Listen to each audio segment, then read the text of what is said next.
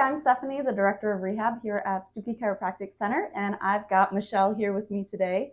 We've been working on her knee for a couple months now, and why don't you tell us a little bit about what brought you here? I didn't want to have knee surgery after a couple falls. Yeah, and so how often did your knee bother you before you came in? 24/7. Oh my gosh, that is a lot of Yes. pain. So we ended up doing a full treatment plan, and how would you say you're feeling today? Fantastic. I'm back to work with my regular hours.